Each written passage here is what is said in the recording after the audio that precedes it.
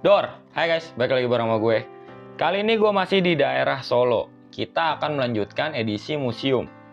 Gue lagi ada di Museum Radia Pustaka di Solo, Jawa Tengah. Museum ini adalah museum tertua di Indonesia yang didirikan pada tanggal 18 Oktober tahun 1890. 1890 loh, ini udah 100 tahun lebih, udah 130 tahun ya. Dan sebelum masuk, di depan pintu masuk ini akan ada tempat buat ngisi buku tamu ya. Kalian isi dulu buku tamu dengan biaya masuk museum adalah gratis. Jadi kalau misalnya masuk sini free. Yuk langsung kita masuk ke dalamnya. Sebelum ke dalamnya, gue mau ngasih tahu di depan ini ada beberapa benda bersejarah yang akan gue kasih lihat ke kalian. Di sini ada buku Kaping Kalih Likur, kayak semacam penanggalan Jawa ya, yang berbentuk kalau di sini wayang. Selanjutnya kita maju menuju pintu masuk. Di sini ada batu peringatan. Batu peringatan berdirinya Radia Pustaka. Di sini ada tahun Jawanya 1820, terus ada tahun Masehinya ya, 1892. Batu peringatan yang berupa arca ini ditemukan sekitar abad ke-7 sampai ke-10 Masehi. Dan di sini ada keterangan don't touch, berarti kita nggak boleh pegang karena ini termasuk benda bersejarah. Sekarang kita akan cek ke sebelah yang tadi, sepeda ontel ya. Karena penasaran, di sini ada keterangannya dan kita baca. Jadi sebenarnya sepeda kayak sepeda ontel ini adalah pameran ya, temporary museum yang ada di belakang museum Radia Pustaka ini. Nanti kita akan ke sana ya. Sebelumnya kita cek dulu benda-benda yang ada di depan sini. Ini ada meriam tahun 1700-an atau 1800-an kayaknya. Terus gue juga mau ngasih tahu sejarah Radia Pustaka. Secara etimologi itu berarti Radia adalah pemerintah, terus Pustaka berarti surat. Berarti tempat ini dulu adalah tempat penyimpanan surat kerajaan Kasunanan Surakarta ya. Dan seiring berjalannya waktu, tempat ini bukan hanya menjadi tempat penyimpanan surat, tapi juga benda-benda lain yang berhubungan dengan kerajaan. Ini loker yang disediakan buat pengunjung ya. Tapi sebelum kita masuk, kita ke arah sebelah kiri dulu. Tadi kan sebelum masuk, waktu awal naik, gue ke sebelah kanan. Sekarang kita ke sebelah kiri. Di sini gue mau ngasih lihat plakat museum ini ditetapkan sebagai cagar budaya ya oleh pemerintah Surakarta. Terus ada peringatan berdirinya Radia Pustaka ke 11 Windu dan di atasnya ke 10 Windu sekitar tahun 1900-an awal. Dan di sampingnya kita bisa ngelihat monitor tentang kota Surakarta pada umumnya ya, bukan hanya tentang museum ini. Terus ada beberapa arca lagi nih, ini ditemukan sekitar abad ke-7 sampai ke-10 juga, Naga Makara, periodenya Jawa Tengah. Jadi ini batu atau arca yang udah sangat lama ya. Terus ini juga ada meriam seperti yang di sebelah kanan tadi. Lalu di sini ada juga patung Buddha. Kita coba lihat ya, kita deketin. Di situ biasanya ada keterangannya, tapi setelah gue lihat nggak ada keterangannya, dan di kertas ini juga kosong ya, nggak ada keterangannya. Lalu di sini ada juga buku Kapling Sangalas, dan nanti di dalam akan ada beberapa penanggalan Jawa secara lengkap ya, nanti gue kasih lihat juga ke kalian. Terus keterangan Radia Pustaka, digital manuskrip tentang museum ini. Berarti kita bisa scan barcode ya untuk mengetahui sejarah tentang ruangan-ruangan atau benda-benda yang ada di sini. Oke, sekarang saatnya kita masuk ke dalam. Hal pertama yang akan kalian temuin kalau misalnya masuk adalah patung dari Kanjeng Raden Adipati Sosro Diningrat keempat. Beliau adalah pendiri dari Museum Radia Pustaka ini. Sekarang kita ke sebelahnya, di sini ada wayang besar ya. Ini wayang ya yang di atasnya. Terus yang di bawahnya ada koleksi topeng-topeng dengan berbagai jenis topeng ya, beda-beda. Dan sayangnya di sini gua cari tahu info tentang topeng-topeng ini, tapi nggak ada. Yang jelas ini udah pasti topeng-topeng dari zaman kerajaan dulu ya. Gue cari barcode-nya juga nggak ada. Jadi gue nggak bisa memberitahu lebih jauh ke kalian ya. Soalnya di Google juga gue cari nggak ada keterangannya. Dan ini adalah foto Bung Karno waktu meresmikan patung Ronggowarsito yang ada di depan museum. Beliau adalah pujangga Keraton Surakarta ya pada masa itu. Patung ini diresmikan pada tahun 1953. Kalau kalian lupa, cari di Google ya, atau cek lagi di video depan gua. Dan selanjutnya ada keterangan tentang Museum Radia Pustaka, keterangan singkat ya. Berdirinya 28 Oktober 1890 dan pendirinya, terus koleksi-koleksi yang ada di dalamnya. Salah satunya adalah relung rambut Sang Buddha, di mana itu adalah koleksi yang tidak ternilai harganya. Kita pindah ke sebelah, di sini terdapat topi militer keraton dengan berbagai jenis ya. Di rak pertama dengan rak kedua ini sama-sama topi militer keraton tapi beda jenis. Ini juga adalah topi militer keraton ya. Lalu ini topi kebesaran militer keraton. Dan di bawahnya adalah tali kepangkatan keraton. Lalu kita bergeser ke sebelah. Di sini ada beberapa jenis kuluk ya. Kuluk, dulban, cemeng untuk penghulu. Sedangkan kuluk sendiri adalah fungsinya sama seperti belangkon, yaitu sebagai penutup kepala pada pria. Bentuk dari kuluk lebih tinggi dan strukturnya lebih kaku. Penggunaan kuluk diselaraskan dengan pemakaian pakaian basahan atau kanigaran, dan dulunya dipakai oleh para raja atau sultan. Dan sekarang kita ke bagian belangkon. Ini adalah mirip-mirip ya sama kuluk, tapi kalau kuluk lebih tinggi dia, strukturnya lebih kaku juga. Sedangkan kalau belangkon itu adalah penutup kepala khas Jawa yang terbuat dari kain.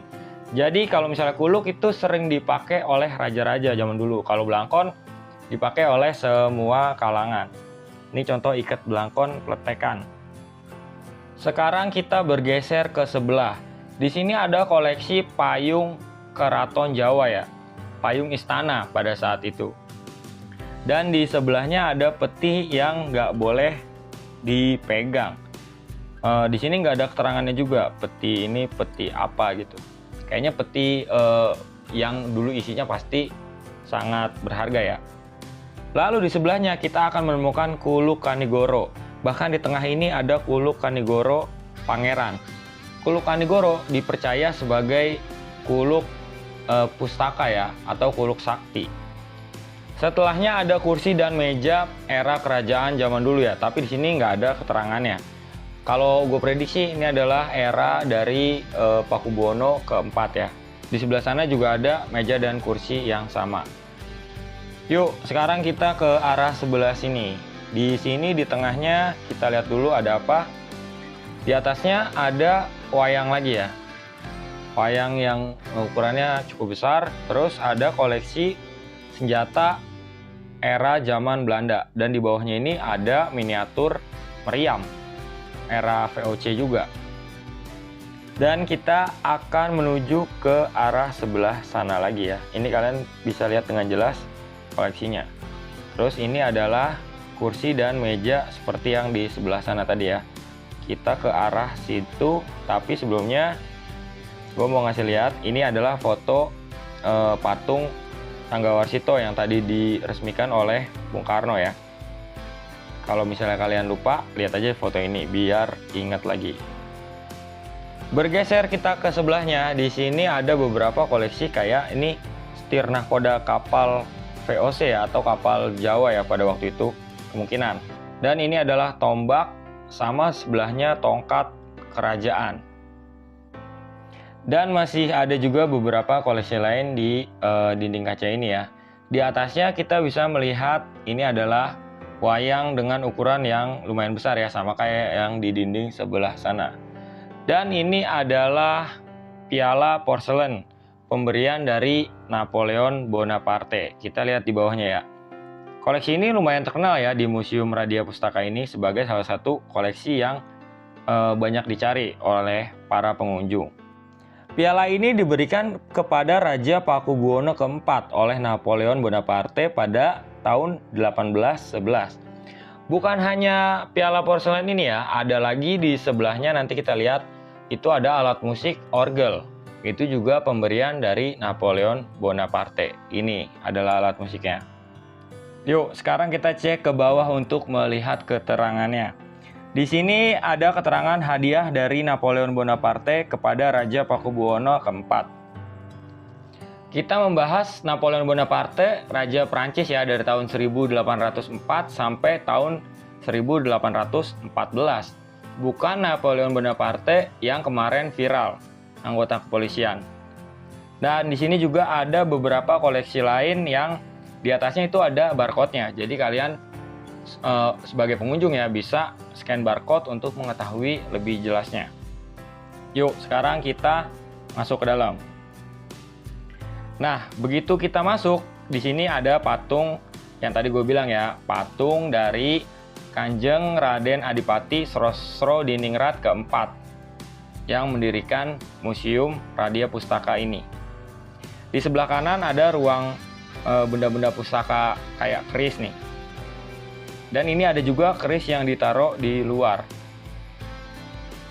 Kalau misalnya kita lihat keterangan ya, di sini ada keris pemberian dari siapa, dan ada juga tangguhnya ya atau masanya, misalnya masa kerajaan Pajajaran atau masa dari pemerintahan Belanda, masa VOC gitu ada juga. Selain keris ada juga beberapa senjata lain ya, kayak pisau atau belati gitu tadi. Dan di sini juga ada arca lagi nih. Di sini bisa kita scan untuk mengetahui sejarahnya, tapi bisa juga baca di sini. Di sini ada keterangannya, arca ini dalam posisi tidur, di atasnya terdapat ular dan terdapat inskripsi tulisan Jawa. Jadi untuk lebih jelasnya kita bisa scan barcode yang ada di sini. Yuk, kita langsung. Ini di depan gua adalah ruang porselen ya atau ruang keramik. Tapi sebelum itu gua mau ngajak kalian ke ruang benda-benda pusaka persenjataan ya, kayak misalnya keris dan lain-lain. Di sini di bagian sini itu kebanyakan keris. Lalu di sebelahnya ada pedang ya. Terus ada juga tombak dan lain-lain. Sekarang kita akan coba melihat keterangan yang ada di salah satu koleksi ini. Kayak misalnya contohnya yang ini, namanya adalah pedang luwuk. Era pembuatannya diperkirakan pada era kerajaan Pajajaran dengan bahan kayu. Lalu ini adalah pedang leres pada era VOC dan hanya bilahnya aja, nggak ada gagangnya ya. Kalau ini adalah kayak semacam penyimpanan ya, tempat penyimpanan yang digembok. Ini adalah tempat penyimpanan di era tahun 1800-an ya, atau bahkan 1700-an. Udah sangat lama ya. Di sebelah sini juga masih terdapat koleksi pedang dan keris ya. Kalian bisa lihat sendiri, ini ada beberapa keris yang bentuknya sangat unik. Dan pastinya sangat bersejarah juga.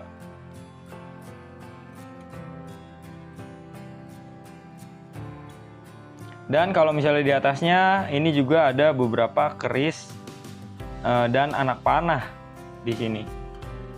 Tapi nggak ada keterangannya, jadi nggak bisa gua kasih tahu ke kalian. Ini adalah proses pembuatan keris di Kasunanan Surakarta ya.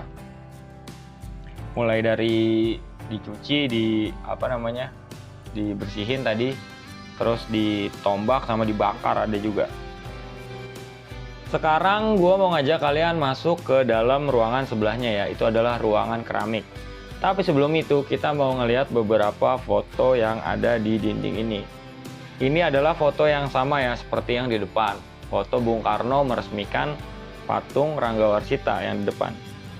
Lalu ada foto Bung Karno sedang berkunjung ke museum ini.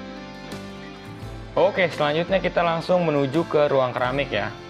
Ruang keramik ini adalah sebagai ruang penyimpanan benda keramik seperti gerabah model Jawa, gerabah model Thailand, piring sewon, gelas kristal dan piring dari Cina, dan tempat makan terbuat dari kristal, lampu kristal, serta piala porselen dari Napoleon Bonaparte. Nah, untuk piala porselen itu tempatnya sekarang udah nggak di sini, tapi yang tadi kita cek ya di depan. Karena beberapa ruangan di museum ini kayak tempatnya tuh dipindah-pindah gitu. Ada reposisi di berbagai macam barang koleksi di sini. Jadi tempatnya banyak yang nggak sama lagi. Kalau misalnya kalian 3 tahun atau 4 tahun yang lalu ke sini, mungkin sekarang kalau kalian kesini lagi tempatnya udah banyak yang berubah gitu. Selain piala porselen, di sini juga ada tempat koleksi untuk kristal antik yang merupakan peninggalan dari masa Pakubuwono ke-10.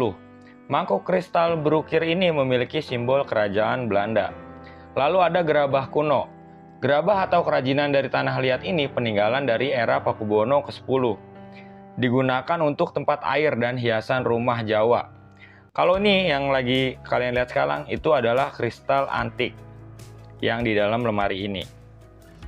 Selain dari ketiga koleksi itu, di ruang keramik ini juga ada beberapa koleksi piring dari era kerajaan masa lampau ya. Nih kita bisa cek. Dan ada juga beberapa koleksi piring yang terdapat foto. Entah itu foto raja pada saat menjabat, atau foto setelah wafat, kayak misalnya 1000 hari meninggalnya raja siapa gitu. Itu ada fotonya juga. Kayak gini nih contoh-contoh foto yang ada di piring-piringnya. Selain foto ada juga lambang-lambang kerajaan ya. Ini adalah contoh piring yang ada fotonya. Dan ini lambang dan foto dari raja. Ada juga yang berbahasa aksara Jawa ya, kayak yang contoh itu. Lalu ada juga guci atau gentong-gentong ya. Gerabah kuno lah kalau bahasa ininya. Ini adalah bahasa Jawa. Nah, ini yang tadi gue bilang kayak peringatan 1000 harian. Oke, gitu aja ya guys. Kita lanjut ke partai kedua. Nanti gue bikinin partai keduanya untuk ruangan yang lain. See you!